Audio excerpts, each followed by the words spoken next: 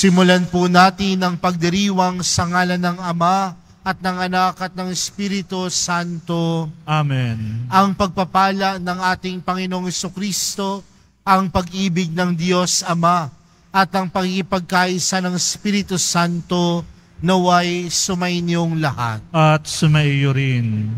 Mga kapatid, sa unang pagbasa maririnig natin ang 10 utos ng Diyos. Sa ating pagdupad nito, nakatatagpo rin natin ang Diyos. Sa ikalawang pagbasa, sinasabi ni San Pablo na si Jesucristo at ang kapangyarihan at karunungan ng Diyos. Si Jesucristo ang kabuuan ng pagbubunyag ng Diyos ng kanyang sarili sa tao. At upang tayo po ay maging karapat-dapat gumanap sa banal na pagdiriwang na ito, alalahanin po natin ang ating mga pagkukulang at nagawang pagkakasala at buong kababaang loob po tayong humiling ng awa at pagpapatawad mula sa Diyos.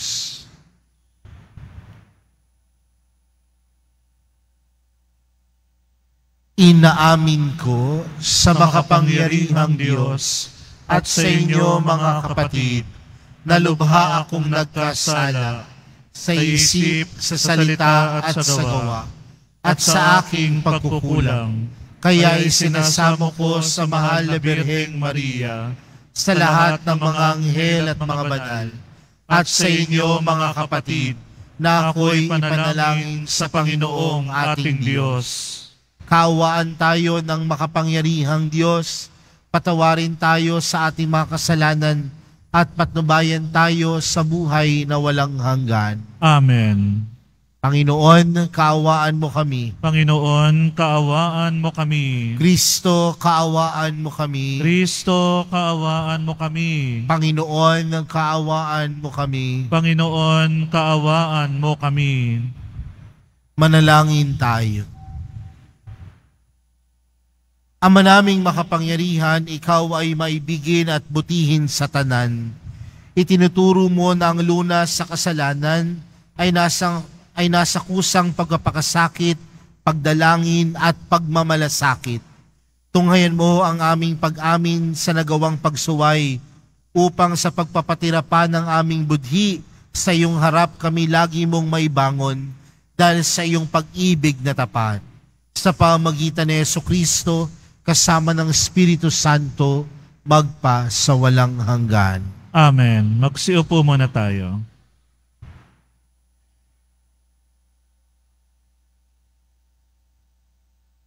Pagbasa mula sa aklat ng Eksodo. Noong mga araw na iyon, sinabi ng Diyos, "Ako ang Panginoon, ang inyong Diyos na naglabas sa inyo sa Ehipto at humangos sa inyo sa pagkaalipin. Huwag kayong magkakaroon ng ibang Diyos maliban sa akin.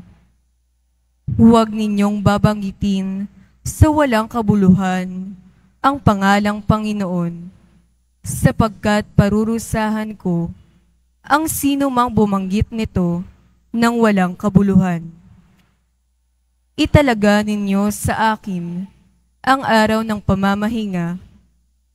Igalang ninyo ang inyong ama't ina. Sa gayoy, mabubuhay kayo ng matagal sa lupaing ibinigay ko sa inyo. Huwag kayong papatay. Huwag kayong mangangalunya. Huwag kayong magnanakaw. Huwag kayong sasaksi sa di katotohanan laban sa inyong kapwa.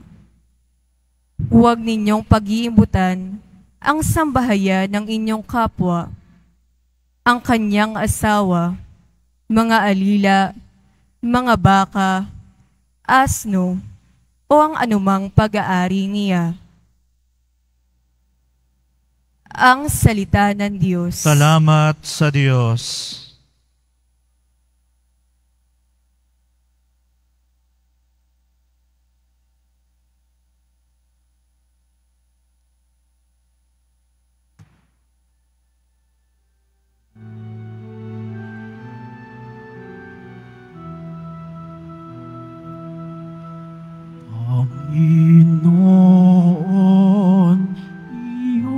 taglay ang salitang bumubuhay.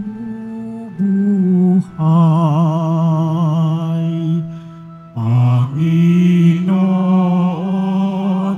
iyong taglay ang salitang bumubuhay. Panginoon, iyong taglay ang salitang bumubuhay. Ang batas ng Panginoon ay batas na walang kulang. Ito'y utos na ang dulot sa tao ay bagong buhay. Yaong kanyang mga batas ay mapagtitiwalaan. Nagbibigay ng talino sa lahat ang kaisipan.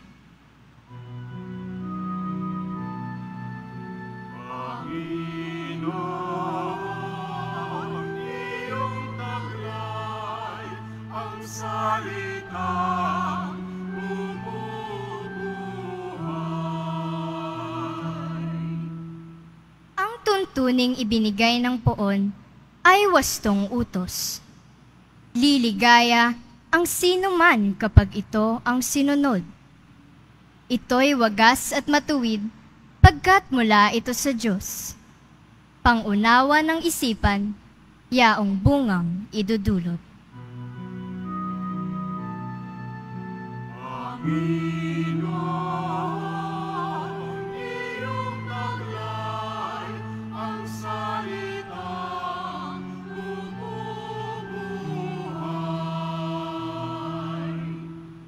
Yaong paggalang sa poon ay marapat at mabuti. Isang banal na tungkulin na iiral na parati.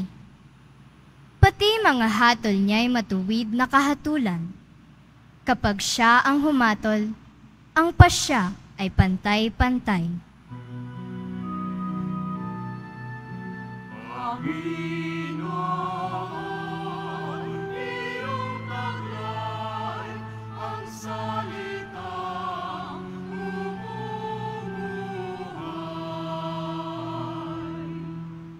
Ito'y higit pa sa ginto na maraming nagnanais. Higit pa sa gintong lantay na ang hangad ay makamit. Matamis pa kaysa pulot, sa pulot na sakdal tamis. Kahit anong pulot ito, na dalisay at malinis.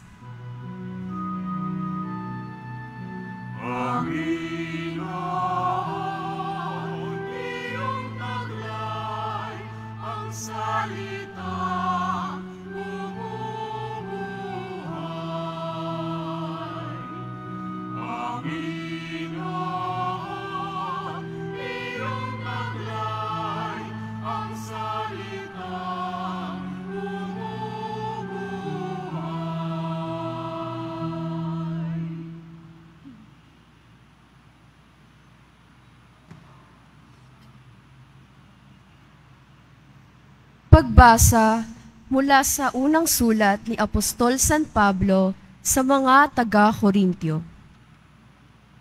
Mga kapatid, ang mga Hudyo'y humihingi ng kababalaghan bilang katunayan. Karunungan naman ang ipinangangaral nami, si Kristong ipinako sa krus. Isang katitisuran sa mga Hudyo at kahangalan para sa mga hentil. Subalit sa mga tinawag ng Diyos, maging Hudyo at Griego, si Kristo ang kapangyarihan at karunungan ng Diyos. Sapagkat ang inaakala nilang kahangalan ng Diyos ay karunungang higit kaysa lahat ng karunungan ng tao. At ang inaakala namang kahinaan ng Diyos ay lakas na higit sa lahat ng kalakasan ng tao. Ang salita ng Diyos. Salamat sa Diyos. Magsitayo po tayo.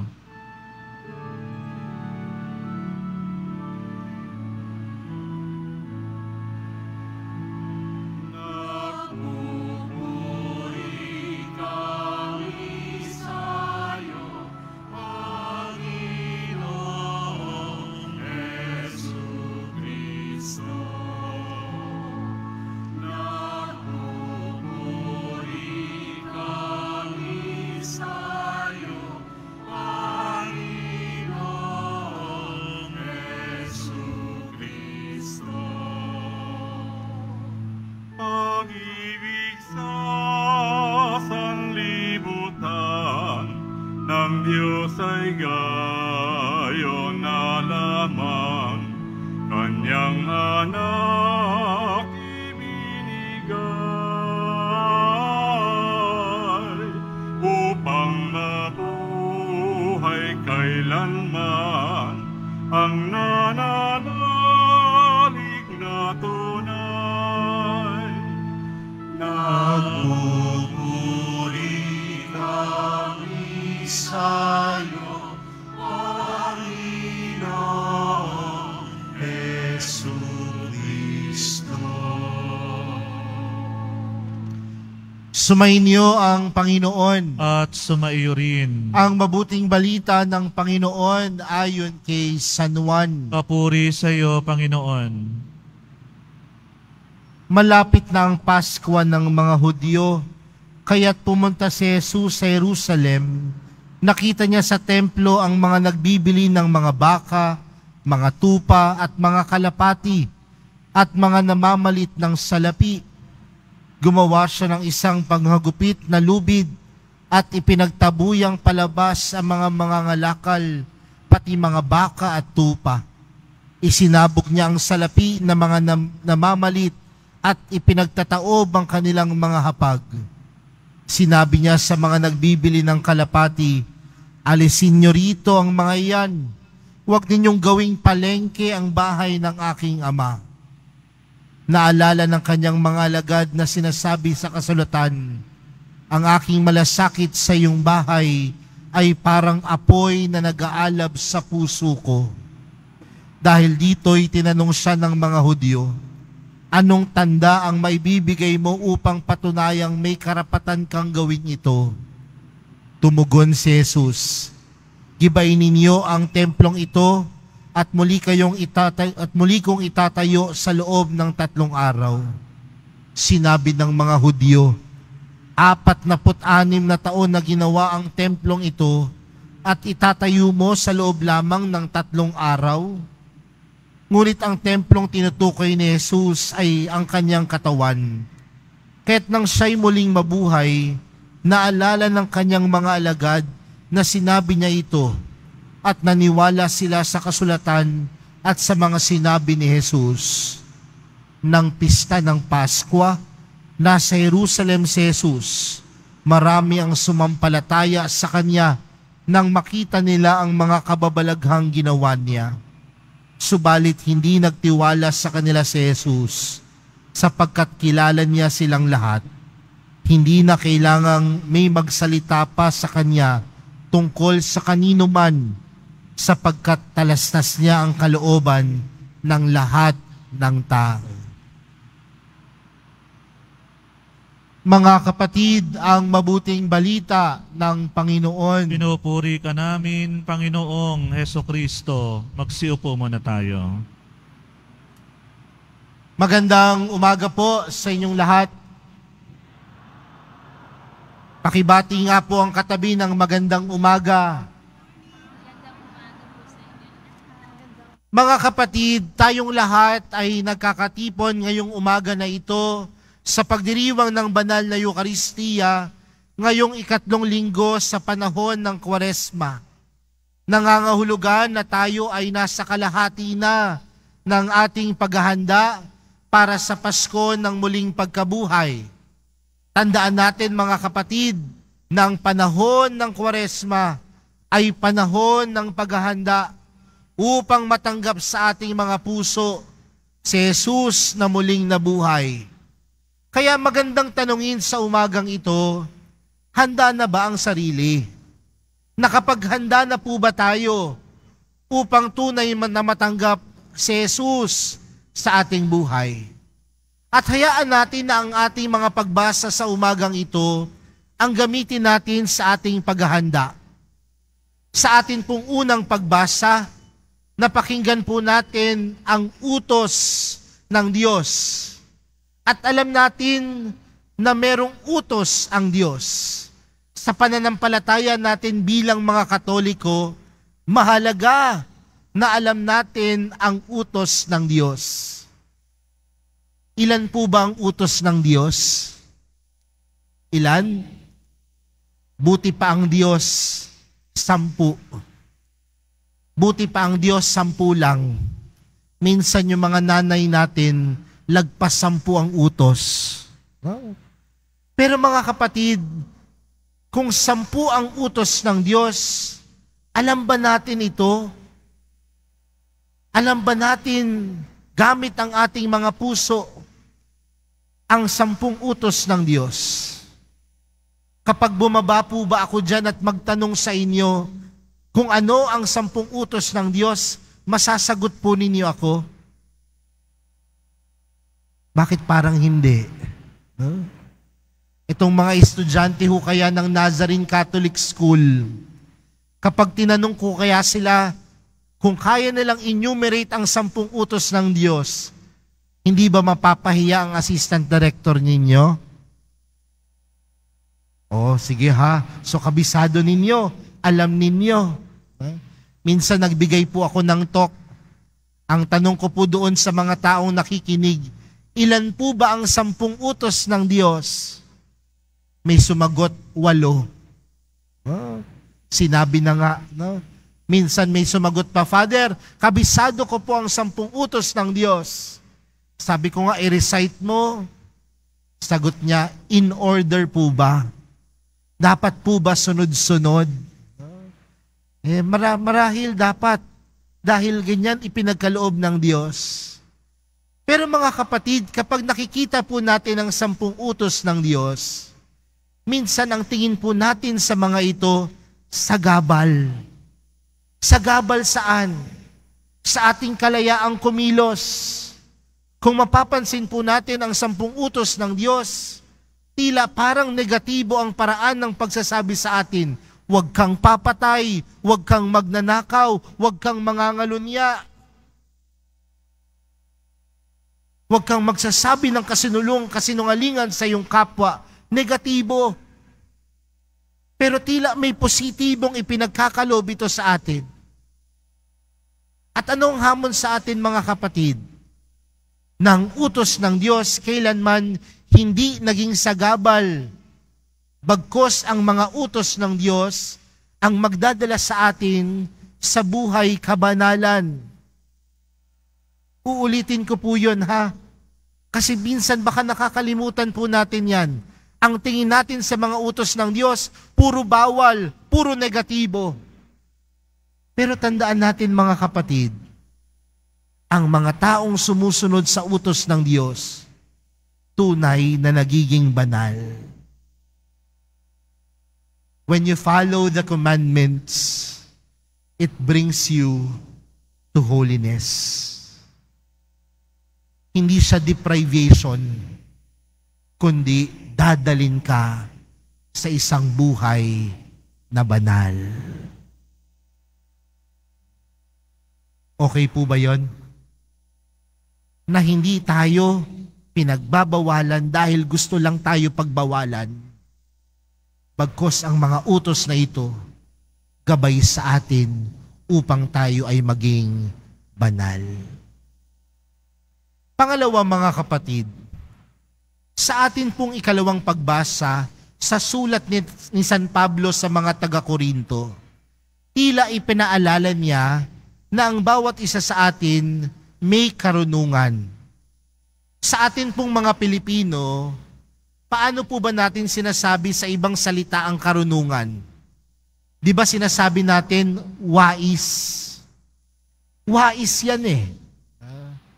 Pero sa panahon natin ngayon, kapag ang isang tao ay sinabihan ng wais, ano po yung unang bagay na pumapasok sa ating isipan? Wais kasi yan. Kasi nalamangan niya yung kapwa niya. Wais yan kasi nautakan niya yung kapwa niya. Tila negatibo din. Pero ang pagiging wais ay kailanman hindi nagiging negatibo. Dahil ang karunungan ay regalo ng Diyos. At saan dapat ginagamit ang karunungan? Sa pagpapakabuti. Mga kapatid, kung tutuusin, simple lamang naman talaga ang maging Katoliko at Kristiyano. Ano ang panawagan sa atin bilang Kristiyano? Gumawa ng mabuti at iwasan ng masama. Pero minsan, gumagawa ng masama at iniiwasan ng pagpapakabuti. Yun ang mga pagkakataon na hindi natin ginagamit ang karunungang regalo sa atin ng Diyos. Mga kapatid, ang tunay na wais, gumagawa ng mabuti at umiiwas sa masama. Pakitingnan niya ang katabi. Mukha bang wais yan? Ayaw niyong tingnan ng iba. No? Pero mga kapatid, ang karunungan, regalo ng Diyos upang magamit natin sa paggawa ng mabuti at pag-iwas sa masama. Panghuli mga kapatid, sa ating ibanghelyong napakinggan, tila isa po ito sa mga popular na kwento sa ibanghelyo. At marahil ito rin ang sinasabi nating dahilan kung bakit si Jesus nagpakasakit at ipinako sa krus dahil nagalit ang mga tao sa Kanya. Di ba ganyan yung nakikita natin? Pero mga kapatid, ano po ba ang kwento ng ating ibanghelyo? Pumunta si Jesus sa templo at nakita ni Jesus na sa loob ng templo merong nagtitinda. Ang ginawa, ang sabi sa ebanghelyo, pagpunta ni Jesus sa templo, parang naging palengke ang simbahan o ang templo. Pero mga kapatid, isang pagpapaunawa po, na kailanman hindi nagalit si Jesus sa palengke. Mahalaga ang palengke, tama po ba? Kailangan natin ng palengke sa buhay natin. Kaya nga kada bayan, kada komunidad may palengke. Walang masama sa palengke. Pero anong nakitang masama ni Jesus? Ano ang kinagalit ni Jesus? Hindi nila alam ang kanilang lugar. Wala sa lugar. Bakit? Ano ba ang templo? Ang templo ay isang lugar na banal. Ang templo ay isang lugar kung saan ang Diyos at ang tao ay nagtatagpo. Pero wala sila sa lugar ginagawang pamilihan. Minsan po, nakapagmisa po ako sa isang kapilya sa mall. At pagpasok ko doon sa kapilya, maraming tao. Kaya niloko ko yung sekretary. Sabi ko, buti pa ho dito sa si chapel, no? Ang daming nagsisimba, ang daming nagdadasal kahit patay na oras.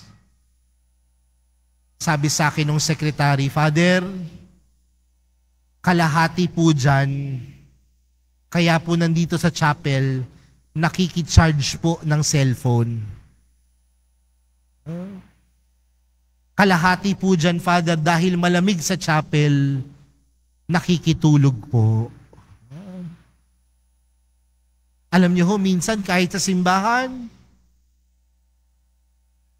kapag naglinis ho ang mga tagalinis ng simbahan, ano po ang nawawalis? Candy wrappers, bottled water. Kasi baka ang akala natin sa lugar na to, hindi simbahan, kundi food court. Wala sa lugar. Yun ang kinagalit ni Jesus. Mga kapatid, bakit nga ba nagalit ang Panginoon? Dahil gusto niyang itama ang maling pag-iisip. Sa madaling salita, mga kapatid, sa buhay pananampalataya natin, hindi kasalanan ng magalit. Pero kailan nagiging kasalanan ng magalit? Kung ang galit nakapananakit. Pero kung ang galit nagdudulot sa atin upang ipakita ang ating malasakit sa iba. Tama po yun. Kaya sa mga anak na nandito, kapag kayo po ay pinagsasabihan ng magulang ninyo, kapag kayo ay pinapagalitan pa ng magulang ninyo, matuwa pa ho kayo. Bakit? May malasakit pa eh. Kasi oras na wala na silang pakialam sa inyo at hindi na kayo pinapagalitan, baka wala nang malasakit. Sabi ho nung isang nanay, sige pa nga, Father. Pero si Jesus sa Ebanghelyo, nagalit, sumama ang loob, dahil nandoon yung kanyang malasakit upang malaman nila ang kanilang tamang lugar. Mga kapatid, sa araw na ito, patuloy tayong pinapaalalahanan ng mga utos ng Diyos ay hindi sagabal sa buhay, kundi ang mga utos ng Diyos ay magdadala sa atin sa buhay kabanalan. At paano mararating ang buhay kabanalan? Maging marunong, maging wais. At sa ating pagiging wais, tunay na sumaatin si Jesus. At kung siya ay sumasa atin, mananatili sa atin ang pagkakaroon ng pagmamalasakit sa iba. Mga kapatid, huwag natin alisin ang Panginoon sa puso at buhay natin. Dahil oras na alisin natin ang Panginoon sa puso at buhay natin, mawawalan din tayo ng pagmamalasakit sa iba. Mga kapatid, sa pagpapatuloy po ng ating banal na misa, yan po ang hilingin natin sa mahal na pong Jesus Nazareno. Manatili sa ating buhay, manatili sa ating mga puso, dahil siya ang tunay na nagpapabanal. Siya ang nagpapabanal sa ating mga sarili. Amen.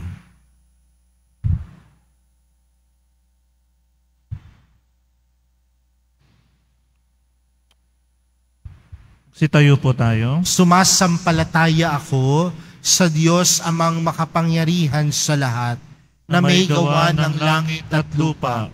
Sumasampalataya ako kay Jesucristo, iisang anak ng Diyos, Panginoon nating lahat. Nagkatawang tao siya, lalang ng Espiritu Santo, pinanganak ni Santa Maria ang Birhen, pinagpakasakit ni Poncio Pilato, ipinako sa krus na matay nilibing, Nanaog sa kinaroroonan ng mga yumao, nang may 3 araw na buhay ng maguli, umakyat sa langit, naluklok sa kanan ng Diyos amang makapangyarihan sa lahat. Doon magmumulang paririto at hukom sa nangabubuhay at nangamatay na tao. Sumasampalataya naman ako sa Diyos Espiritu Santo, sa banal na simbahang Katolika, sa kasamahan ng mga banal, sa kapatawaran ng mga kasalanan, sa pagkabuhay ng muli ng nangamatay na tao, at sa buhay na walang hanggan. Amen. Mga kapatid, manalangin tayo sa dakilang Ama upang makapag-alay tayo sa Kanya ng dalisay na pagsamba. Sa bawat kahilingan ang ating panalangin, Panginoon, dinggin mo ang iyong bayan. Panginoon, dinggin mo ang iyong bayan. Makita nawa namin ang aming mga kapwa bilang bahagi ng katawan ni Kristo, na ang karapatan at kapakanan ay kailangang igalang at ipagtanggol. Manalangin tayo. Panginoon, dinggin mo ang iyong bayan. Magtulungan nawa ang mga pinuno ng simbahan at pamahalaan tungo sa pagpapaunlad ng buhay ng bawat mamamayan, lalo na ng mga maliliit sa lipunan. Manalangin tayo. Panginoon, dinggin mo ang iyong bayan. Isapuso nawa namin ang 10 utos ng Diyos at ang pagtupad namin sa mga ito ay maging tanda nawa ng aming pag-ibig at pananalig sa Kanya. Manalangin tayo. Panginoon, dinggin mo ang iyong bayan. Pahalagahan nawa namin ang aming mga katawan bilang templo ng Espiritu Santo at talikda ng mga gawaing mahalay, marahas, at nakapipinsala sa aming pagkatao at sa aming kapwa. Manalangin tayo. Panginoon, dinggin mo ang iyong bayan. Makatagpo nawa sa Diyos ang mga may kapansanan, ang mga naghihingalo, at ang mga makasalanan ng ginhawa ng kapanatagan ng buhay na walang hanggan. Manalangin tayo. Panginoon, dinggin mo ang iyong bayan. Ama, dalisayin mo ang aming mga puso. Tulungan mo kaming mahalin ka at paglingkuran ng buong katapatan. Hinihiling namin ito sa ngalan ni Kristong aming Panginoon. Amen. Magsiupo muna tayo.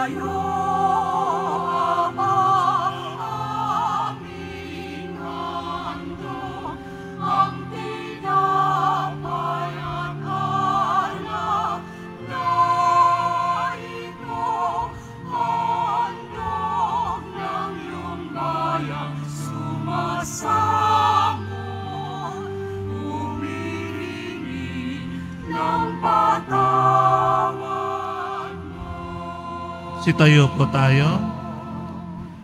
Manalangin po kayo mga kapatid upang ang paghahain natin ay kalugdan ng Diyos amang makapangyarihan. Ang kapinawa ng Panginoon tong paghahain sa iyong mga kamay, sa kapurihan niya at karangalan sa ating kapakinabangan at sa buong sambayanan niyang banal. Ama naming lumikha, kalugdan mo ang aming paghahain upang ang mga kasalanan naming inihihingi ng kapatawaran sa iyo ay matutuhan din naming ipatawad sa kapwa-tao sa pamamagitan ni Jesucristo kasama ng Espiritu Santo magpasawalang hanggan. Amen. Sumainyo ang Panginoon. At sumaiyo rin. Itaas sa Diyos ang inyong puso at diwa. Tinaas na namin sa Panginoon. Pasalamatan natin ang Panginoong ating Diyos. Marapat na siya ay pasalamatan. Ama naming makapangyarihan, tunay ngang marapat na ikaw ay aming pasalamatan sa pamamagitan ni Jesucristo na aming Panginoon.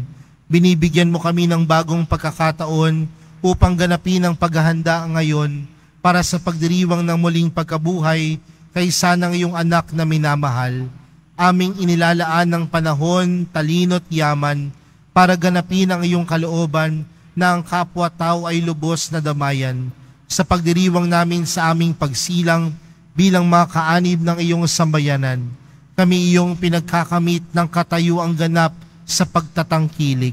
Kaya kaisa ng mga anghel na nagsisiawit ng papuri sa iyo nang walang humpay sa kalangitan, kami nagbubunyi sa iyong kadakilaan.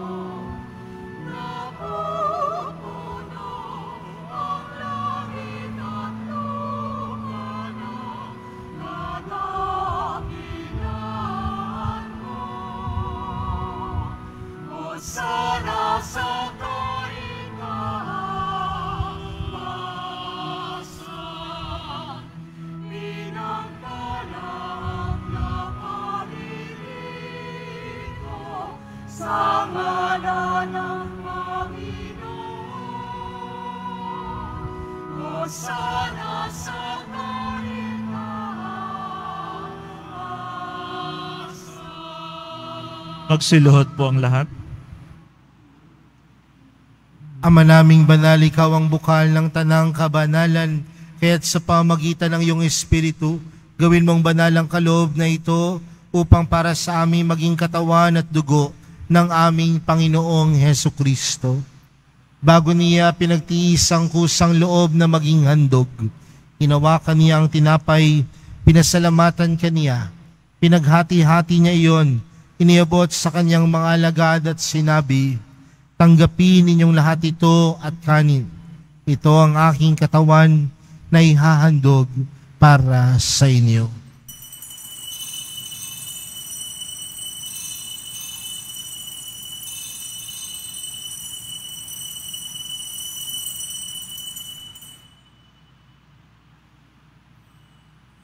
Gayon din naman noong matapos ang hapunan, hinawakan niya ang kalis, muli kanyang pinasalamatan, iniabot niya ang kalis sa kanyang mga alagad at sinabi, tanggapin ninyong lahat ito at inumin.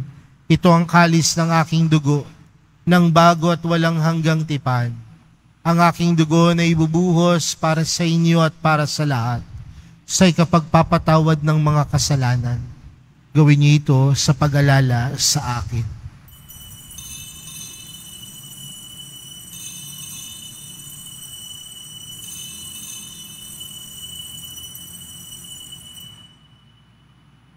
Magsitayo po tayo.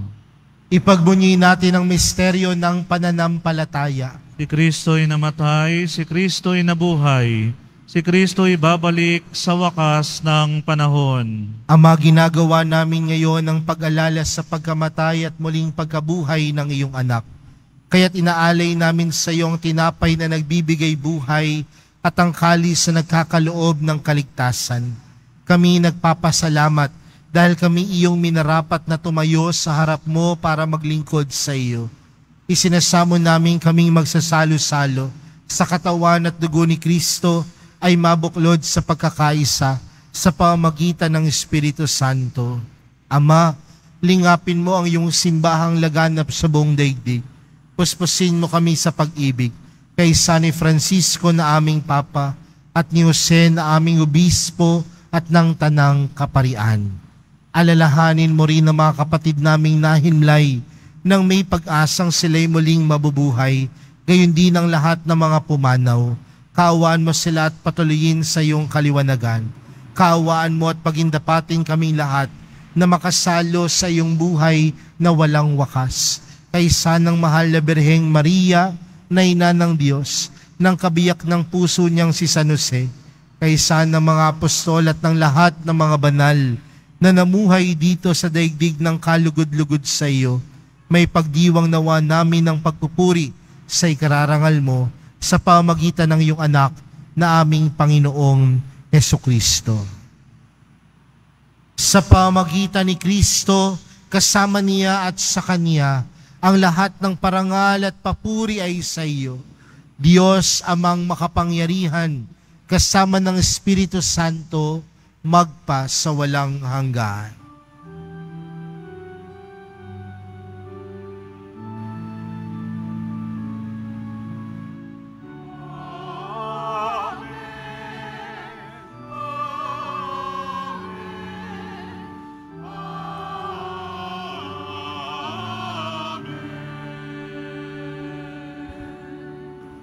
Lumapit po tayo sa Ama natin sa langit sa panalangin itinuro sa atin ni Jesus.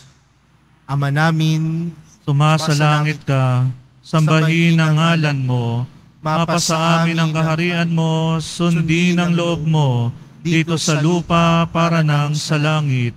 Bigyan mo kami ngayon ng aming kakanin sa araw-araw, at patawarin mo kami sa aming mga sala, para ng pagpapatawad namin sa nakakasala sa amin, at huwag mo kaming pahintulot sa tukso, at iadya mo kami sa lahat ng masama. hinihiling po namin kami adya sa lahat ng masama, pagkalooban ng kapayapaan araw-araw, iligtas sa kasalanan, at ilayo sa lahat ng kapahamakan, samantalang aming pinananabikan ang dakilang araw ng pagpapahayag ng tagapagligtas naming si Jesucristo. Sapagkat sa iyo ang kaharian at ang kapangyarihan at ang kapurihan magpakailanman. Amen. Panginoong Jesucristo, sinabi mo sa iyong mga apostol, kapayapaan ang iniwan ko sa inyo, ang aking kapayapaan ang ibinibigay ko sa inyo. Tunghayan mo ang aming pananampalataya at huwag ang aming pagkakasala. Pagkalooban mo kami ng kapayapaan at pagkakaisa ayon sa iyong kalooban, kasama ng Espiritu Santo, magpa sa walang hanggan. Amen. Ang kapayapaan ng Panginoon ay laging sumainyo. At sumaiyo rin. Magbigayan po kayo ng kapayapaan sa isa't isa.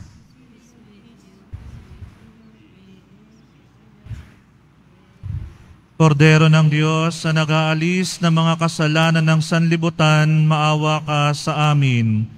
Kordero ng Diyos na nag-aalis ng mga kasalanan ng sanlibutan, maawa ka sa amin. Kordero ng Diyos na nag-aalis ng mga kasalanan ng sanlibutan, ipagkaloob mo sa amin ang kapayapaan. Magsiluhod po tayo.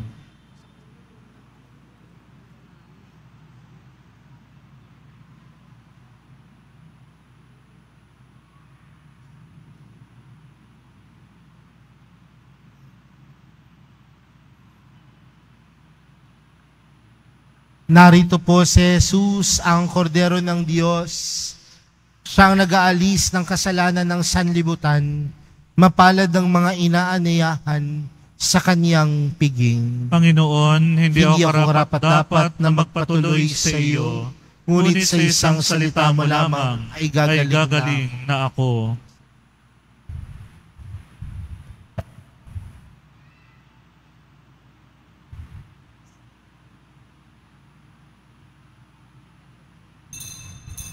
Para sa lahat ng tatanggap ng banal na komunyon, sasagot po tayo ng amen pagkasabi ng pari o ng lay minister ng katawan ni Kristo at isubo agad sa bibig bago umalis sa harapan ng pari o lay minister. Sumunod po tayo.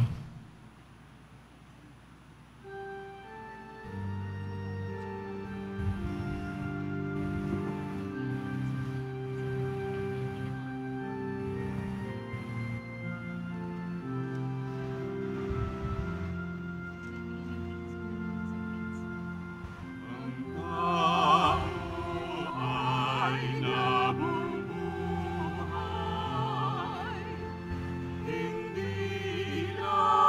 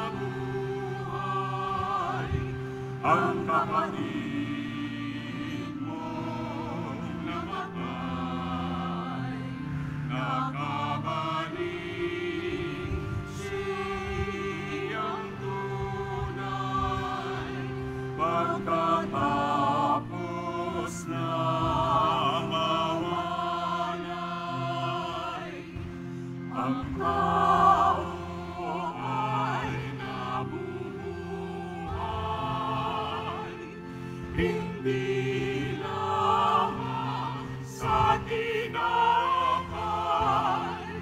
kundi sa salitang mahal mula sa bibig na banal ng Ama na ating may kamay. Ang tao ay nabubuhay, hindi lamang sa tinapay, kundi sa salitang mahal mula sa bibig na banal ng Ama na ating may kamay.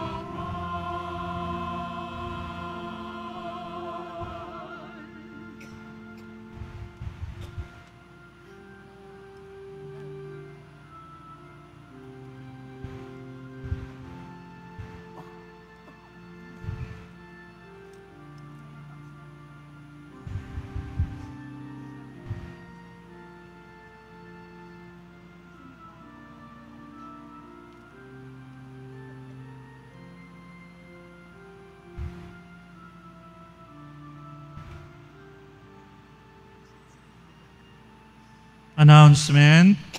Ngayong panahon ng Kwaresma, tayo ay tinatawag na dagdagan ang ating pagsasakripisyo, pananalangin at pagkakawang gawa. Kaugnay nito, makakaroon po tayo ng second collection para sa pondo ng Alay Kapwa, at ang malilikom dito ay gagamitin upang tumugon sa mga pangangailangan ng ating mga kapatid na may sakit, nagugutom at naging biktima ng iba't ibang kalamidad. Tinatawagan po tayo ng ating mahal na Arsobispo, Jose Cardinal Advincula, na maging bukas palad sa ating kapwa. Tumulong po tayo.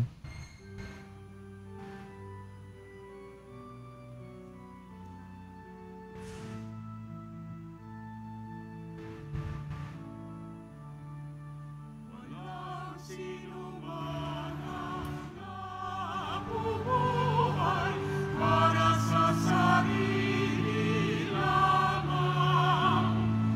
Walang sino man ang namamatay para sa sarili lamang. Tayong lahat ay may pananagutan sa isa't isa. Tayong lahat ay tinipon ng Diyos na kapiling niya. Ang lahat po ay inaanyayahan, lalo na po ang ating mga ministry, mandated organization, SDN at iba pang grupo o samahan ng ating simbahan sa ating ika-4 at huling Lenten Recollection sa darating na March 5, 2024, Martes, sa ganap na ika-7 ng gabi dito po sa ating simbahan. Ang ating tagapagsalita sa araw na ito ay si Reverend Father Daniel Estacio, Resident Priest, Immaculate Conception Cathedral, Diocese of Pasig, na may temang Poong Jesus Nazareno sa mukha ng kapwa, Series 4, mga kabataan. Inihahandog po ng simbahan ng Quiapo ang Nazareno Medallion. Ito po ay nagkakahalaga ng 20 pesos at mabibili sa ating Parish Finance Office. Ang Nazareno Medallion tuwing Biyernes at Linggo ay mabibili rin sa mga booth o tent sa may BPI Quezon Boulevard at sa Benedict Building, ground floor, Evangelista Street, mula alas 7 ng umaga hanggang alas 6 ng gabi. Mabibili pa rin po ang ating opisyal na imahe ni Jesus Nazareno. Ang large size ay nakakahalaga ng 2,500 pesos, ang medium size ay 1,000 pesos, at ang small size ay 600 pesos. Ang mga ito po ay mabibili lamang sa ating Parish Finance Office. Ang mga oras po ng ating Finance Office tuwing Lunes hanggang Huwebes at Sabado ay alas 8 ng umaga hanggang alas 4:45 ng hapon. At tuwing Biyernes at Linggo ay alas 7 ng umaga hanggang alas 6:45 ng gabi. Ang malilikom po na pondo ay gagamitin sa pagsasaayos ng ating Adoration Chapel at Baptistry.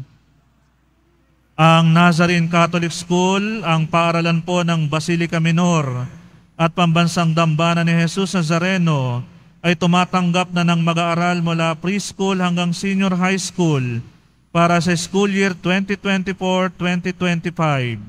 Sa mga mag-aaral na papasok para sa grade 1 at grade 7, ang paaralan po ay magbibigay ng libreng mga libro sa darating na pasukan para sa taong 2024-2025. Mayroon din pong academic discount sa mga mag-aaral na kabilang sa top 10 na papasok ng grade 1 at grade 7. Mayroon din pong matatanggap na 13,000 pesos ESC subsidy. Ang mga grade 7 na patuloy na matatanggap hanggang sa sila ay makarating ng grade 10. Bukod pa po dito, ang lahat ng mga mag-aaral na papasok bilang grade 11 mula sa public school ay maaari pong mag-enroll ng libre at wala nang babayaran hanggang sa siya ay matapos ng senior high school. Para sa karagdagang impormasyon, maaari kayong mag-message sa The Nazarene Catholic School Facebook page. Para sa iba pang tulong pang edukasyong pinansyal, diskwento at mga scholarship, maaari ninyong tawagan ang mga sumusunod na numero: 8733-9929, 8244-5609, at 0966-211-2152.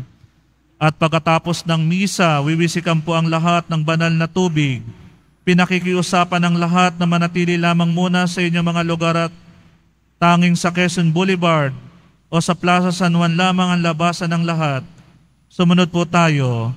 Maraming salamat po sa inyong pagdalaw at pagsisimba sa Basilica Minor at Pambansang Dambana ni Jesus Nazareno. Magsitayo na po tayo. Manalangin tayo.